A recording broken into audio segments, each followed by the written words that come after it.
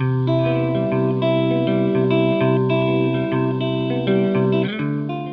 to Mom and Mind, where we dive into all aspects of perinatal mental health and wellness related to pregnancy, birth, loss, postpartum, and new parenthood. It's so much more than postpartum depression. We raise the volume on all of these topics in the hopes that someday everyone will have the support and info that they deserve before they need it.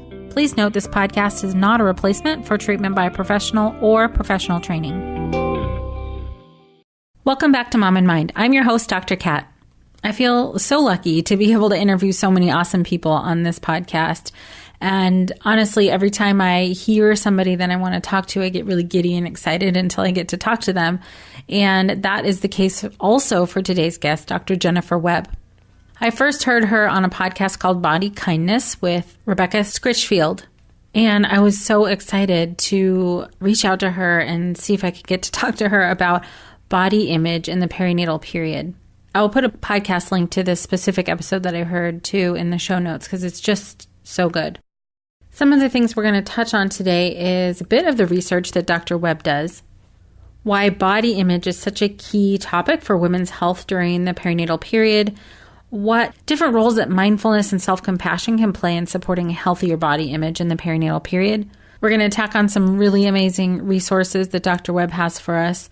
There's some stuff in this episode that I was like resonating a bit much with, and maybe someday I'll talk to you guys about my own relationship and journey with my body and body image. It absolutely played into my perinatal period and still does because it's a work in progress. I just know that this conversation is going to resonate with so many people and also give some really great helpful tips and resources. Dr. Jennifer Webb is an associate professor in the Department of Psychological Science and a core member of the Health Psychology Ph.D. program clinical faculty at the University of North Carolina at Charlotte. She received her baccalaureate degree in Cognitive Neuroscience from Harvard University and went on to complete her Ph.D. in clinical psychology at the University of Southern California and postdoctoral fellowship training in clinical health psychology at Duke Integrative Medicine. Dr. Webb's research program is informed by a non-dieting, weight-neutral philosophy on health promotion in culturally and body-diverse groups. A particular emphasis involves enhancing the integration, dissemination, and accessibility of evidence-based mind-body approaches to strengthen embodied self-regulation, a positive body image, and well-being among women during the developmental transitions of young adulthood, pregnancy, and the postpartum. Oh my gosh, she's amazing. And we're going to hear from her right now. Welcome, Dr. Webb. Thank you so much for being with us. Oh, well, thank you so much. This is so awesome to have the opportunity. Yeah, I heard you on a podcast a while back, as I told you, and I've just really been so excited to talk to you about body and body image in the perinatal period and really, the changes that people go through and learn more about your research and understand how we can support moms better. So yeah, wherever you'd like to start with your work, that would be great. Well, again, I'm so appreciative of this opportunity. And it's really interesting that, your listeners will all agree that the experience of body image transcends time. But from the researcher side of things, we're sort of trying to play catch up. As your listeners are aware, the experience of mood, anxiety during the perinatal period understandably has gotten a lot of attention, and that's so important. And so what we're learning through a lot of the sort of emerging research is that one of the factors that we might not have given as much attention to is the experience of our bodies in relation to mood and anxiety. Mm-hmm. And so that, I think, is one of the areas that's really helped to propel it to the forefront of not only, clinicians, researchers, those on the front line of working with women during the perinatal period, is that not only should we be thinking about and assessing and trying to treat the mood and anxiety, but that perhaps one of the underlooked areas that contributes to these experiences is actually how women are experiencing their bodies through this critical period of these milestones that they're going through. So for example, your listeners might find it interesting that some of the research suggests that when women are surveyed in terms of how they're feeling about their body during pregnancy and the postpartum, some of the literature suggests that, for example, in one study, at 3 months postpartum, if women are reporting negative body image, like feeling dissatisfied about their bodies, for example, that actually is predictive of increased depressive severity later on in the postpartum. So we have some of that data, but also women during pregnancy, for example, if you're measuring body dissatisfaction, that actually has been associated with incidence of depression, both during pregnancy and in the postpartum. Other effects that they're linking negative body image to are parenting stress, as well as we can't leave out breastfeeding. So some of the literature is really demonstrating that how women are feeling about their bodies in the postpartum, for example, affects, how efficacious they believe they are with breastfeeding, as well as it's linked to, having some difficulties with disordered eating during the postpartum. So these are all things that we really need to pay attention to as it relates to sort of that combination of mood, as well as how people are specifically experiencing their bodies during this time period. Yeah, thank you for that perspective. I mean, we've been looking at things, I think, more from the kind of top down in terms of the mood being the factor that makes everything else feel worse. But this perspective is that, this is integral, that body image is part of it. It's not depression first always. Not always. Right. Or anxiety first. Right. But you are highlighting that it is a complex relationship. So certainly if women are already struggling with mood and anxiety, that could make them a little bit more vulnerable to attending to their bodies in ways that, contribute to more dissatisfaction. So there is a bidirectional relationship, but sometimes the starting point actually is not feeling really comfortable with those changes that are occurring. Oh, yeah, absolutely. I'm thinking of so many people, including myself, on that list of, those body changes and how it can impact how you feel. Certainly a lot of clients in my practice as well. And I wonder if it could be helpful, this is sort of the academic in me, if it could be helpful to provide a little bit of an idea of when I say body image, what I mean by that. Oh, yeah, that'd be great. Whatever context you can bring and specificity would be awesome. And the reason why I put that out there is because everybody has their own definitions of body image. And I think sometimes, the researchers and the clinicians might have a certain way of understanding, and then those that we're actually working with and trying to communicate with might have a different or sometimes related understanding. And so just to make sure that I'm closer to being on the same page as your listeners, from more of an academic perspective, body image is viewed as really multifaceted. So it's not only, for example, the way we think about, feel, experience, perceive our bodies, but it also can include things like paying attention to how our body functions. So how our body moves in space, how competent we believe our bodies are, physicality. Also, the internal processes of the body as well are fair game in terms of how we experience the functionality of our internal systems, how we are experiencing, for example, how we can better be intuitive eaters. So things like that also are related to, for example, the kind of more holistic understanding of body image. So not just what the body looks like, but sometimes also it can include how the body functions. And I would imagine that a lot of your listeners would agree that body functionality is pretty salient during this time for women during pregnancy and the postpartum. And that's also what's really exciting is that we are really trying to have an expanded understanding of body image. Right. I mean, there's so much focus on the body during this period of time. I mean, I don't know if it's the most of any time during the perinatal, but I imagine it would be just because there's literally people growing inside of you, not things, people. And, there's a lot of pokes and prods and, tests and trying to figure out what's going on. And people might be just learning new things about their body that they never had encountered before. Exactly. And you really highlight what also contributes to the experience of body image during this time are a lot of sociocultural pressures and messages. And, we can think about, there's so many sources out there, including like our friends and family, our partners, for example. They all have certain understandings of sort of what the body during pregnancy is supposed to look like. What is the body in the postpartum supposed to look like? The media obviously has a lot of influence in terms of we see celebrities like these little tiny baby bumps. Right. We have, social media of our quote unquote peers that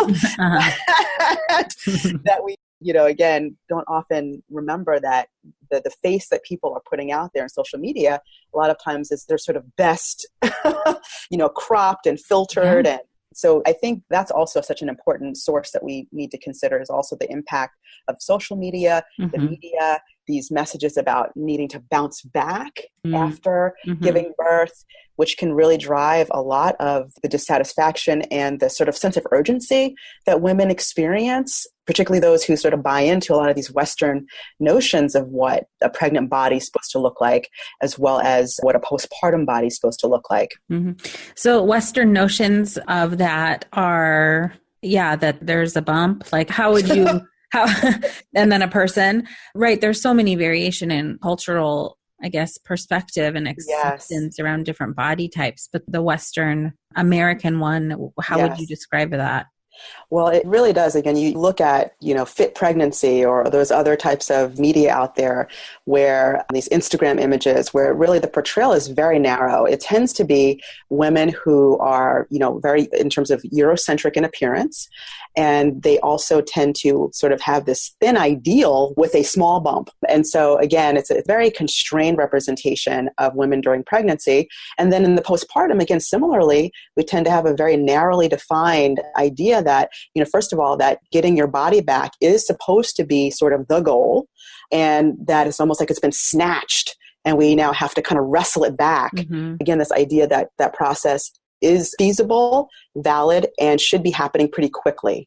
So I think that gives, a pretty good representation of those messages during pregnancy and the postpartum, again, of what the typical sort of Western idea of what that's supposed to look like. Yeah, it just makes me wonder, about other cultures who don't have this perspective, if, body image is not such a big factor then, or if it's not one of the main contributors or a big contributor to depression or anxiety. We need more of that research. We certainly do. More cross-cultural research, more research within, for example, U.S. samples that are more diverse. So again, exactly. We are just like at the beginning of all this. Even though women have been living this for a while, the researchers are trying to catch up to get all these nuances a little bit more clear. Oh, sure. Right. So most of the research is then not based on a diverse sample. No, unfortunately. So we sort of have made some gains in just even giving credibility to start looking at body image during pregnancy and the postpartum in the last decade or so. So now efforts are trying to focus on broadening our understanding of who's included in the samples, having more qualitative research so we really get more in depth in the experiences of women. And then that will, help inform, again, more of the intervention work down the line as well. Oh, sure. Absolutely. What have you seen in terms of research for obsessiveness around body image and how, I don't know if you can include anxiety in that, but sure. Yeah. Can you speak a little bit to that if you see that in your research? Sure. So one of the other factors that I wanted to briefly mention that also contributes to these experiences that women have during the perinatal period is also coming from well-meaning healthcare providers. So now there's a lot of emphasis in the last 10 years. The Institute of Medicine has, outlined certain gestational weight gain categories and suggested weight gain. And then there's a lot of emphasis on trying to reduce postpartum weight retention, for various health outcomes in the future. But the reason why I say this is that part of the risk for having more of an obsessive kind of experience of the body during this period is in part, not only in terms of maybe some women are coming in more vulnerable, that this is like the vigilance is something that is not new to them, but that, for example, if you're getting a message from your healthcare provider that, you need to gain weight within this particular range, or, after you have your baby, then it's like, okay, well, now you have to focus on weight loss so that you don't have risk for type 2 diabetes.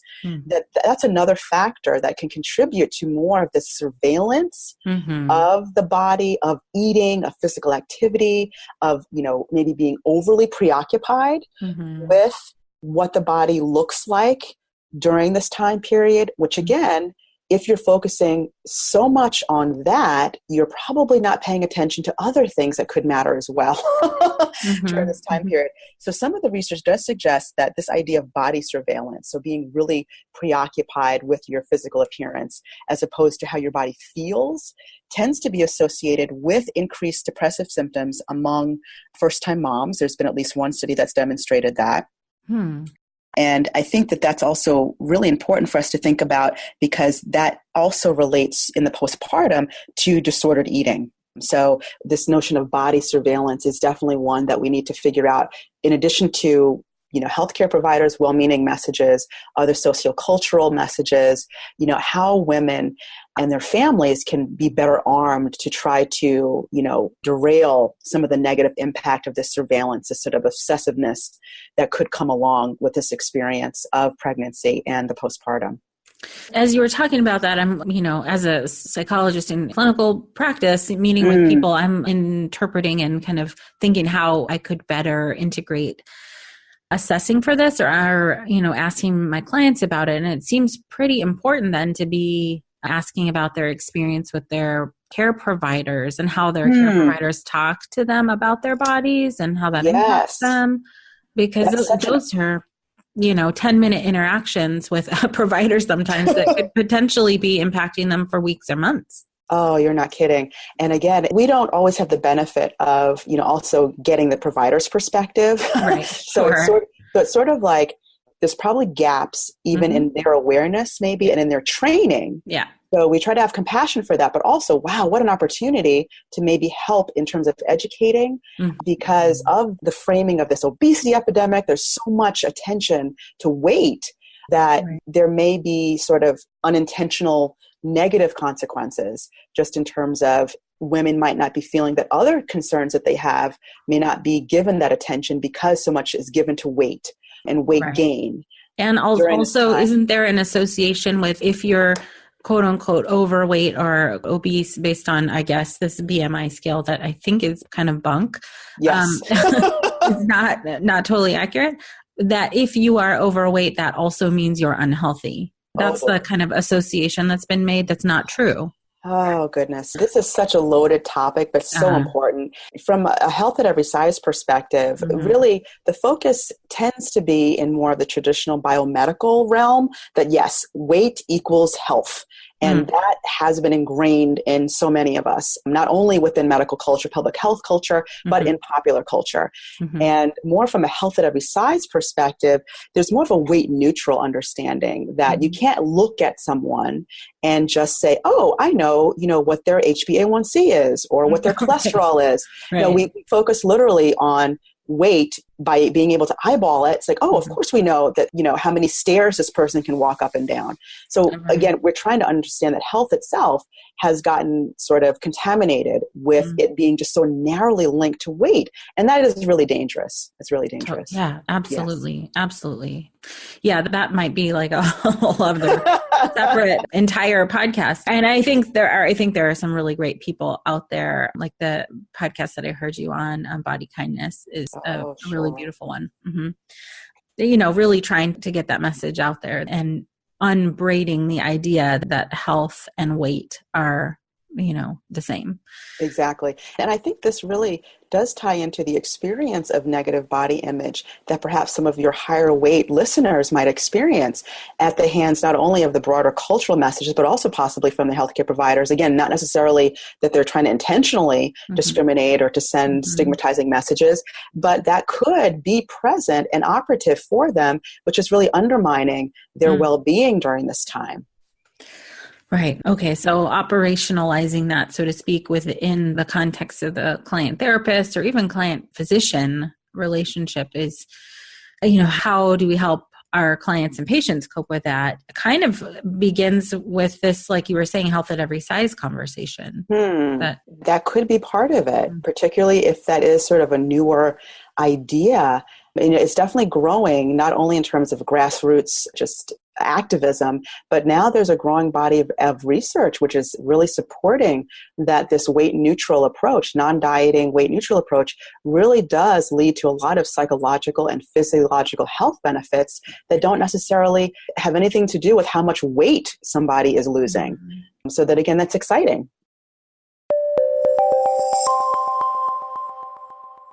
We all want to do the right thing to keep our bodies healthy in the long run. Enter Ritual, the obsessively researched vitamin for women. 2 easy-to-take capsules provide 9 nutrients you need to support a strong foundation for your health. I like to take it because it has everything I need. I don't need to take 15 different things to get all of those essentials. Ritual Essential for Women is the multivitamin reimagined.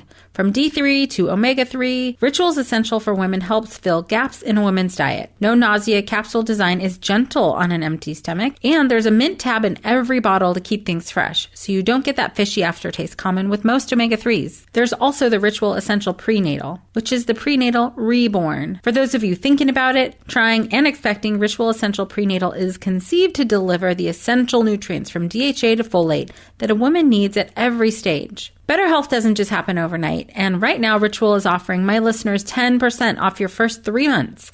Fill in the gaps in your diet with Essential for Women, a small step that helps support a healthy foundation for your body. Visit ritual.com/momandmind to start your ritual today. That's 10% off during your first 3 months at ritual.com/momandmind. Yeah, it is. And also, we're all swimming upstream, so to speak, because we're fighting against the current of the get your body back, bounce back, yes. Instagram, all that stuff you were saying. Yes. The constant messaging, about how to be fit and be a fit mom. And that comes with a certain image. The image of someone who has a healthier weight and is also fit isn't out there that much. That's right. There are some people really working hard at it, but it is a massive undertaking to overturn this concept. And that really does tie into, how your listeners might benefit from, being honest about their consumption of some of the media, just in terms of, because it's so accessible and we are constantly inundated with these images. How aware, how mindful are we of what we're actually viewing, and noticing that there might be a relationship between how much time we're spending, viewing some of these images and how we are feeling about our bodies. So that could be one avenue to consider whether or not maybe that needs to be cut back a little bit, or trying to find alternative role models during this time. So they're still using the same media, but perhaps those, one that comes to mind is Serena Williams, for example. It's been so amazing about her journey, throughout the process, and also in the postpartum with her struggles and challenges. Yeah. And so, trying to find those role models who are portraying these experiences in a more authentic and realistic way, and not just trying to sugarcoat things or to present things in a really narrow way. Right. Absolutely. And like you're saying, if you're watching or looking at social media that is just showing this sort of bounced back bodies, then you're going to feel worse about yourself. Yes. I think anyone could raise their hand and say, yeah, that happens to me. Exactly. Even with people who would be seen as having a healthy, I don't even know what the correct or most beneficial terms are, but like healthy body image or healthy bodies. If I think even people who externally we would view as looking healthy in this idea that we have about what a healthy body looks like, those folks are also potentially struggling with their body image. Yes. Yeah. And so I appreciate, because this idea of healthy, is one that's so loaded, because we have all these, again, different sources which are trying to tell us how to define that. And I can speak from sort of the academic side, again, from how body image researchers tend to define what's called positive body image. So one of the ways that a positive body image has really been understood is it includes sort of focusing on appreciating and accepting the body as it is, so flaws and all, perceived flaws and all too, because a lot of times we're our own worst critic. Also, it includes respecting the body through actively engaging in self-care behaviors, and also protecting the body from the harms of those negative messages that could be coming from multiple sources. So even in that definition of positive body image, it does also fold in how we need to pay attention to those messages that could kind of infiltrate and really disrupt that experience. But that it's not kind of a Pollyanna-ish view that, once you have positive body image, like it's like this fixed thing that you'll never feel bad about your body again. No. So I think that's the other viewpoint, is we want to have more flexibility about our experience of the body, that there will be times we'll feel better, sometimes we'll feel worse, but it's sort of like, how do you actually manage when you're feeling worse so that you don't stay feeling like that longer than you need to? Yes. How do you do that? How do you do that? What have you seen that helps? So you mentioned Yes. acceptance. Yeah. Which is hard for a lot of Oh people. boy.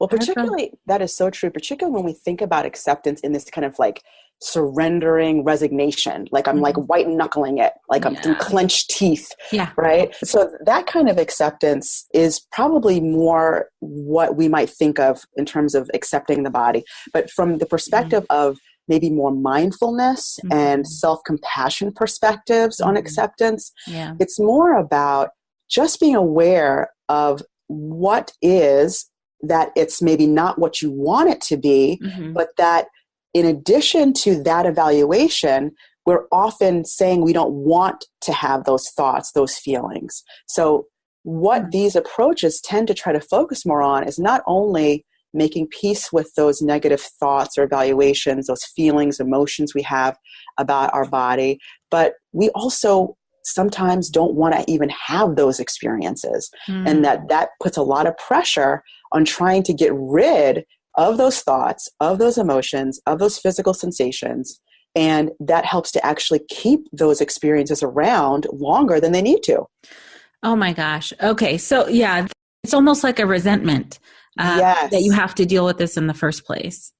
Yes. Yeah. And so the acceptance is like, oh, okay, I am having the thought that I don't like these stretch marks. Okay. And just kind of sitting with that, Mm-hmm. as opposed to, okay, I'm having the thought, I don't like these stretch marks, and I don't like having the thought that I don't like the stretch mark. So it's sort of like, Mm-hmm. Mm-hmm. and then you get wrapped up in it, and understandably so, because that's how our minds tend to be wired. Sure. So a lot of these practices that come out of more Buddhist traditions really are trying to take a step back, have more of an observer stance Mm-hmm. on our Mm-hmm. experience. And it doesn't mean that we like what's going on, but we Right. realize it's happening. Okay. It's present right now. Here we are. Mm-hmm. Exactly. Here we are. Yeah, I can really hear that. And I see that a lot. And also absolutely Mm, personally experience that resentment. And to your point, it seems to be that this is going to be an ongoing practice in self-compassion. exactly. Like you're going to have multiple times where your body goes through changes, not only, Hmm. certainly pregnancy or postpartum or loss, perinatal loss, then, Mm, breastfeeding and then, or not, and then weaning from yes. that, and then getting your period back or not, and, menopause. And there's so many different life changes that also bring about body changes that this skill will be useful for. Indeed. And what's really exciting is Dr. Lisa Rubin has done some work with women during pregnancy and has demonstrated that when women report expressing greater appreciation and awareness of their body's functionality during this time, it tends to be associated with lower depression, as well as less participation in unhealthy prenatal behaviors. And so this means, women who might be, reporting not getting sufficient sleep, maybe Mm-hmm. their eating habits are poor. Mm-hmm. They're also perhaps not able to prioritize exercise and Mm-hmm. vitamin intake. So the flip side of that is, again, so women who are actually paying more attention to and are appreciating those experiences of the body, even if they could be uncomfortable, Mm-hmm. that these tend to be also associated with some of those other behaviors that we talked about, kind of self-care behaviors that support more of a positive body image during this time. But that, like we're trying to really have folks think about, is that this is almost a lifestyle. So this is not something that, oh, okay, well, it's just during this period of time I need to do this. Yeah. This is more of a commitment. And what's exciting is that the research is showing that mindfulness, self-compassion, other mind-body practices like yoga have certainly made a lot of inroads in supporting positive body image. And now we're trying to learn a little bit more about the application of these approaches, specifically during pregnancy and the postpartum. So that's where there's a little bit less of specific data. Mm-hmm. But if we already have data suggesting that these practices are helpful for women outside of the perinatal period, and we have some suggestions that these approaches have been very useful for women during the perinatal period in dealing with depression and anxiety, now we're trying to put it all together. So let's look at these approaches for not only working with mood and anxiety, but also the body image piece. And so that's where some of our lab's research will actually be heading in the near future. Oh, that's fantastic. Yeah, I mean, you're doing such amazing work. Can I pause here for a second? Please. Do you, in terms of the work that you are doing, are there specific studies, or is there anything that you would want people to know about that's going on right now, or like more of what's coming up? Oh, sure. So one of the studies that was very preliminary, that was also in collaboration with Rebecca Scritchfield, we had a sample of about 77 women, and this included women along the trajectory of during pregnancy, early postpartum, and having children under the age of 5. So that was like a combined sample. And we gave them measures of depression, body image, as well as mindful self-care. And in this, again, very preliminary study, we were able to show that negative body image helped to explain why higher depression was associated with lower mindful self-care in that combined sample. So that's one of the studies that was really nice to kind of, help us to kind of get a foothold in this. Yeah. And then what we're doing right now is I'm in the process of writing a grant to NIH that hopefully will support adapting Rebecca's body kindness approach specifically for women during the postpartum. Oh, that'd be fantastic. Oh my gosh. It takes Did you hear that, NIH? Get on that. Exactly. Thank you. That would be amazing. Yeah. Anyone who knows anyone at NIH, get this pushed through. This is phenomenal work and absolutely necessary. Yes, it really is. It really is. Wow. That's really exciting to hear. And I love that you're doing this work because, like you said, there are bits and pieces of information out there that it's just pulling it all together now. Exactly. Yeah. Exactly. So would you feel comfortable to talk about any other ways that we can support people who are either openly struggling with body image or struggling silently? I'm thinking specifically as mental health clinicians, what can we do to help them along? And are there times when would we know that we should refer to a specialist, like an eating disorder specialist or somebody who has really particular training in body image support? Okay, those are excellent questions. I asked a lot of questions right there. Sorry. That's great. Well, one of the areas that our lab and others have really been trying to get a handle on is this idea that intervention work can be particularly useful if we can collaborate with individuals who are suffering through ways that might expand their opportunities to access the intervention. Although I think very highly of, and there's so many benefits to our traditional model of face-to-face care. We're also recognizing that an emerging model called guided self-help is also an up-and-coming way of trying to disseminate evidence-based interventions for a variety of concerns. And so what our lab is trying to look at, as well as some others, is using this approach as a way to help women access certain evidence-based approaches for managing body image, as well as eating concerns during the perinatal period. And, at this stage, I could make some suggestions about certain self-help books that could be helpful for women to perhaps look at and, consult with their healthcare provider, their therapist, if that could be useful as a basis of their work together.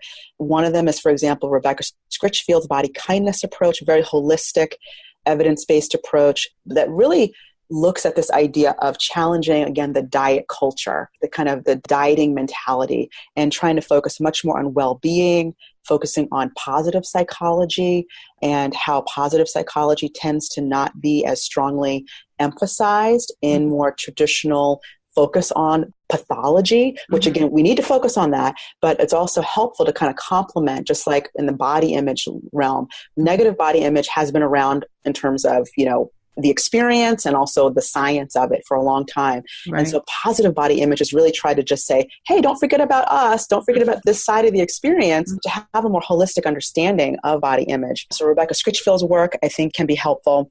Dr. Marjit Berman also has a self-help book called Accept Yourself. And what's really neat is that this approach not only combines sort of a health at every size perspective, but it also combines what you and your listeners might be familiar with, acceptance and commitment therapy, to really trying to unhook the power of negative beliefs, attitudes, experiences of the body from still doing things that matter to us, living a life that matters. So I really appreciate her workbook. And then there's a few other focused specifically more on mindfulness in the context of being a mom. You might be familiar with Shonda Morales' Breathe Mama Breathe. A lot of really nice brief mindfulness practices for busy moms and moms-to-be. Mindful Motherhood by Dr. Cassandra Vieten. This is a program that was modeled originally after sort of the mindfulness-based stress reduction sort of approach, but trying to really tailor it to the experiences of women during pregnancy and the early postpartum. So that's another book. And then what's hot off the press, researchers and experts in perinatal mental health, Drs. Sonia Demigian and Cheryl Goodman, recently came out with a workbook called Expecting Mindfully. And so that is specifically targeting the experiences of mood and anxiety during this time. And then lastly, there's a really exciting collaboration of experts who are body image researchers in Australia, and they developed an organization called Body Confident Mums. And they have a lot of great resources, both in terms of research as well as more community-based resources for women who might be interested in accessing that. Awesome. But I do believe that this idea of how much are we able to figure out what's feasible in our practice in terms of if you're already feeling like, oh gosh, I have to do all this assessments. We're thinking about, those, for example, in the traditional medical care, like nurses as well as primary care physicians, and we have therapists, mental health professionals. So this trying to balance, okay, is this one more thing that we need to consider holistically? And it could be beneficial to try to integrate sort of brief assessments that then could give you an idea of really how dominating is the experience of negative body image and maybe difficulties with regulating eating or maybe overly restricting eating during this time period to help inform whether or not it makes sense to also collaborate with a specialist. But hopefully, that is sort of the area, is trying to figure out, okay, what does my assessment already look like? Can we add in a few items that could be worthwhile to figure out, okay, kind of that decision tree. Okay, maybe this is something we can sort of integrate within our treatment plan and something else we might need to collaborate on. But I think those are excellent questions. Right. And I think from what you were saying before, with a direction of where body positivity and body image is going, to try and collaborate with people who understand the health at every size model. Oh, yes. Yes, indeed. Weight neutral approaches, health at every size, non-dieting, more and more therapists, behavioral health specialists, nutritionists, really integrating that within their practice. I love that. Oh, wow. Well, Dr. Webb, it has been a fantastic discussion with you. Your depth of knowledge is so readily apparent, and your passion for this topic as well. I'm sure I could listen to you for a very long time, talk about all of these amazing things. I'm so grateful that you took the time out of your busy schedule to help us here today. Oh, no, this is my pleasure and privilege to be able to talk with you and to share these ideas. And again, I'm just so grateful for this opportunity. Thank you so much for having me. Thank you. Okay, deep breath, everybody. Who resonated with that? I know I did. There's a lot of good stuff in this episode. I just love her philosophy, the work she's doing, and the clarity that she brings to how we can work through this, just as moms. So many great resources that she gave us at the end there, and I will put those in the show notes for you guys. The more information we have, the more support we have, the better off we'll be. Certainly, if you resonate with this and you might know somebody else who resonates with this episode, please share this far and wide. This is so important. We have to make sure that all moms know that they're not alone and they have access to amazing resources like all the ones that Dr. Webb gave us. If this is your first time with us on the Mom and Mind podcast, please do subscribe and share with as many people as you can and want to. We would love to have your support in that way. And I'm really excited. Next week is the 3-year anniversary of the Mom and Mind podcast. Yay, us, we made it. And we're going to keep going. So we'll bring some lovely things for you next week in social media. And our first episode of our 3rd year is going to be with Dr. Shoshana Bennett, who was the first guest on the Mom and Mind podcast ever. So I'm really excited to bring in the 3rd year with her. So we'll see you in a couple of weeks with that episode. So glad you could be with us. That's all for today. Thank you so much for joining us today. Please share this podcast. Together we can support moms and families so that no one has to deal with this alone. Come connect with us at momandmind.com.